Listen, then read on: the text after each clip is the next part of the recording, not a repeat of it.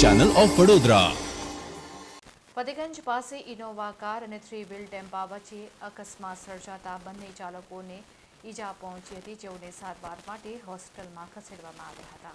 શહેરના ફતેગંજથી છાણી તરફ નિઝામપુરા સૈનિક છાત્રાલય પાસે આજે સવારે ઇનોવા 4 વ્હીલર અને 3 વ્હીલ ટેમ્પાનો અકસ્માત સર્જાયો હતો, જેમાં ટેમ્પોમાં સવાર ઈજાગ્રસ્તને સારવાર માટે 108 મારફતે સારવાર માટે સહેજ હોસ્પિટલ ખાતે ખસેડવામાં આવ્યા હતા। અકસ્માતની જાણ થતાં ફતેગંજ પોલીસ સયાજી હોસ્પિટલ ખાતે પહોંચી ગઈ હતી, જ્યાં ઇજાગ્રસ્ત ટેમ્પા ચાલકની અકસ્માત અંગેની ફરિયાદ નોંધી હતી।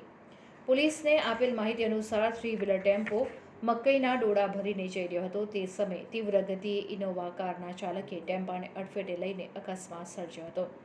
જો કે આ અકસ્માતમાં બંને વાહનના ચાલકોને ઈજા પહોંચતા તેઓને સારવાર માટે હોસ્પિટલમાં ખસેડવામાં આવ્યા હતા।